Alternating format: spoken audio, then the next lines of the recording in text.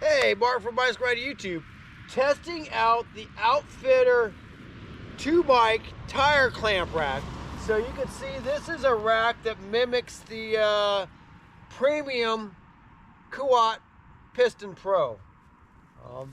For years I've been using the no-touch bike racks because I have high-end carbon fiber bikes and I don't want something scratching up my frame as it goes down the road. And you can see I'm just finishing up a gravel ride. I'm tired, I'm hungry, cold, and I'm ready to go home. And it's nice to have a rack that I can put this bike on super quick, know it's going to be secure, and get out of here. So sometimes after a ride, I've seen people fumbling around with their bike racks and having to strap things on, and sometimes you just want to go home. So let me show you how this rack works. You guys know I'm used to the top tier models, like the Kuat Piston Pro, which I really like that rack. I took that rack off my van to put this rack on so I could test out basically the scissor-style rack on a budget. And let me show you one thing that I'm struggling with a little bit. And in this video, I'm going to talk about a lot of things that I like with this rack and a couple things that I don't.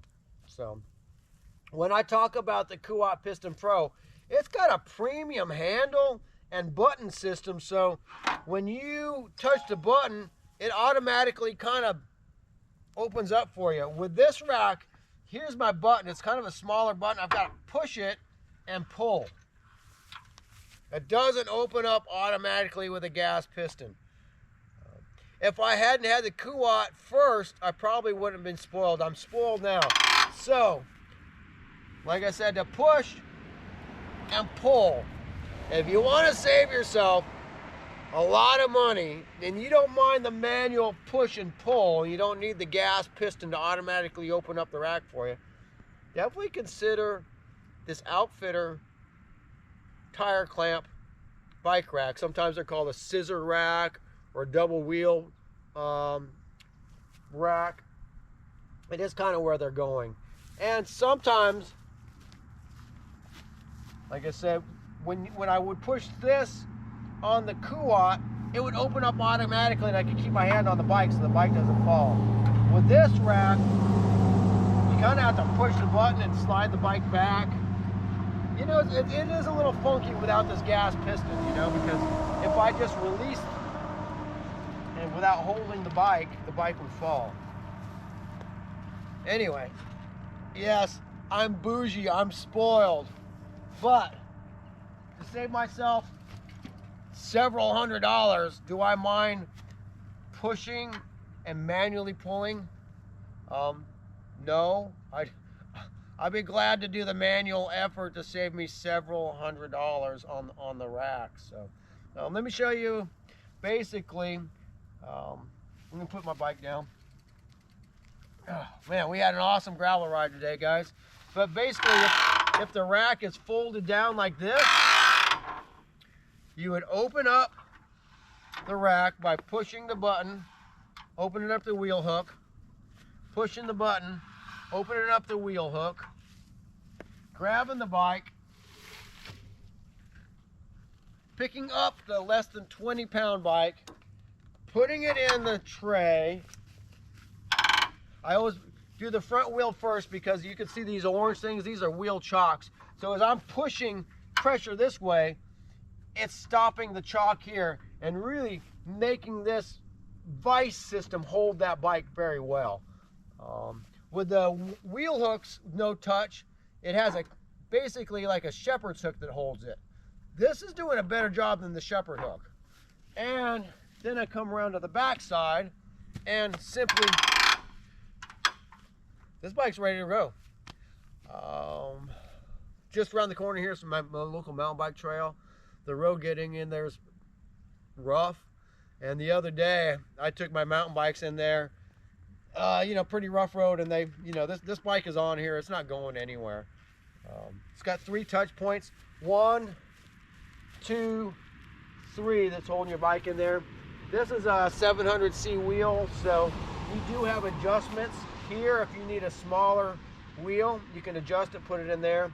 If you've got a smaller wheel, you can also move this chock further out or closer in. It is a 2 bolts, so it's not an automatic slide. It's a 2 bolt to do that, but you can adjust that. If you have a heavy bike like an e-bike, this is an e-bike rated rack. So when I'm talking about some of the premium companies that I'm used to dealing with, the top shelf companies, Kuat, Yakima, One Up, Thule, Ceres, they don't quite have the weight rating this would. So this is really designed for e-bikes. That's why it's called an e-bike rack. But as you can see, I have a regular carbon fiber gravel bike on here, and it fits on the rack just as good as an e-bike. But it does have a 250 or 200 pound rating, and it does have a ramp. So this ramp easily fits here. So if you've got a heavy bike, you can roll the bike rather than picking it up. So this ramp is kind of nice. I don't really need it with my lightweight carbon fiber bikes, but you know, I do ride e-bikes and I do haul e-bikes, and it's nice when you have a ramp that's part of your system and you can easily put the bike on there with a ramp. I always roll it up to the back, to the front, so I do have to come over this hump eventually, but if I do it this way, you got to go over the hump first. Either way, there's a hump you got to go over, but you do have a rack or a ramp to help you. It just fits in with this little pin here. And I'll show you one thing I mentioned. There's a couple things I don't like about the rack. That is noisy. When I go down the road, I can hear that. So I don't really like how sloppy that fits. I don't really need the ramp. I put it on today to show you guys, but I'll probably just take the ramp off. But that's one thing I don't like about the rack. But it's just noise. It's not like it's not built good. 2, I really like the premium handle of the pivot. But for the price, I think I can handle the manual pushing of the button and pulling of the clamp. So another thing I have on this rack, let me show you this. This is super cool. Now this is a swing away. It is a separate item. This is a swing away here. So I have the Kuat swing away. I got used to it. I have this camper van and a big hatch. So I can swing these bikes out of the way, get inside my camper van, get my tools, you know, whatever I need. I also have a tent that hangs off of the back of this thing. So I can't hang my tent if the rack's sitting right here. I can push this rack out of the way, get my little camper tent in here and really enjoy it. I really like the swing away feature. This swings away to the passenger side. My Kuat swings away to the driver's side. And when it's on the driver's side, it swings out into traffic basically. So if you get a chance, definitely get the one that swings to the passenger side, because then you're out of the way of traffic. So my Kuat rack has a really premium design here. It works smoothly. This one my Kuat rack is not weighted for 250 pounds. So this is 250 pounds. You have 2 e-bikes and still swing this thing out of your way. I don't know how many times I've put the bikes on top, you know, on the back of a rack. My buddies' pickup trucks or SUVs, we forget something, then you can't open the hatch. It's a real pain when the bikes are here and you're trying to get down and you're trying to get something. It's so nice when you can just swing it away. So the swing away feature is nice. Like I said, not quite as premium touch points as maybe the top tier brands. Half the cost. It has a really nice locking system. Construction is really good. So the swing away is sweet. Let me show you this before I put this up. It has an anti-wobble hitch pin with a lock. It's threaded, so it keeps it from wobbling. OutfitR also gives you a plate. This plate fits underneath here.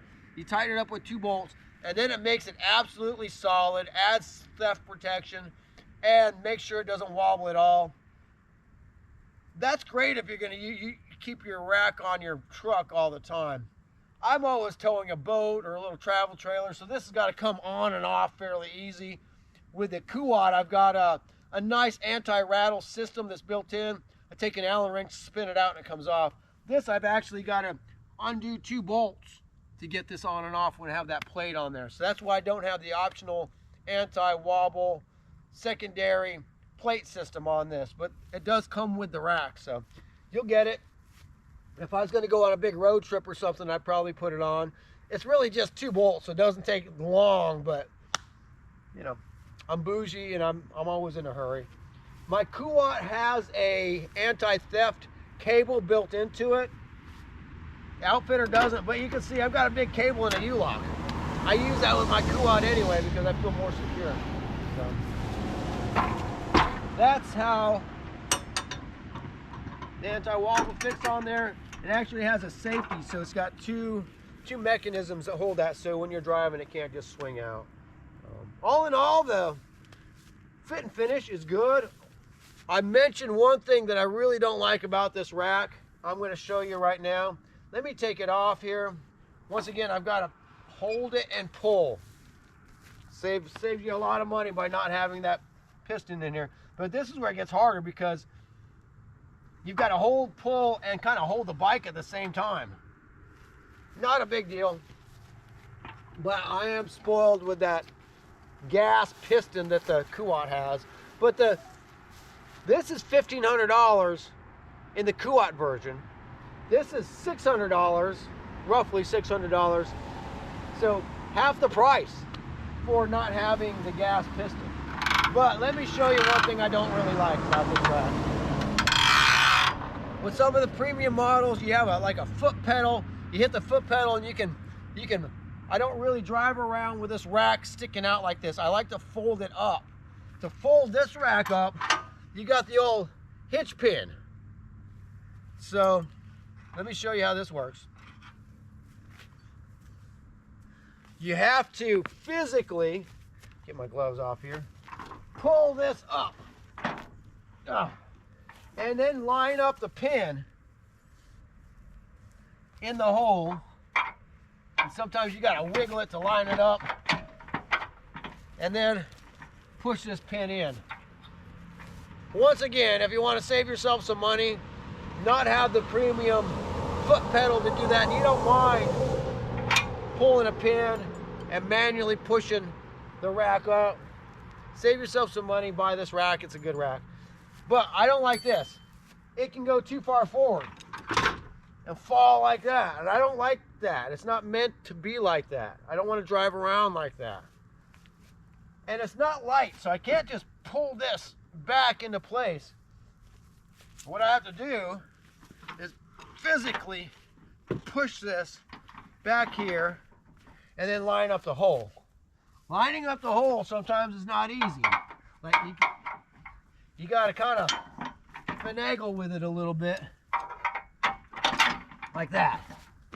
Now, if you don't mind doing a little bit of finagling, a little bit of manual pushing the pin in, pulling the pin in, then this could be a great rack for you. It actually has a higher carrying capacity than than some of the premium models if you do want to put the e-bikes on there. So let me put this back down into position, put my bike on one more time, and get out of here. But I wanted to give you guys the ins and outs of this rack. See, sometimes this pin doesn't fit in and you gotta finagle it a little bit. If you don't mind finagling and saving yourself several $100s, man, this OutfitR 2-bike clamp rack could be for you. I'm pretty impressed with it. If I wasn't spoiled with some of the features of the Kuat, the Thule, the 1-Up, the Yakima, the Ceres, but go check out the prices on those for this style rack. I'm not talking about the racks that you got to hook something to the frame, but a touchless bike rack costs you more money. To me, it's worth it. This was an expensive bike. I like expensive bikes, and I don't want anything scratching my frame. Especially, I just got done gravel riding. There's mud and dirt all over this bike. Mud and dirt is abrasive. See? This is where I missed the piston. So I clamp this, boom. Come over here, clamp this, boom. This bike's ready for transport.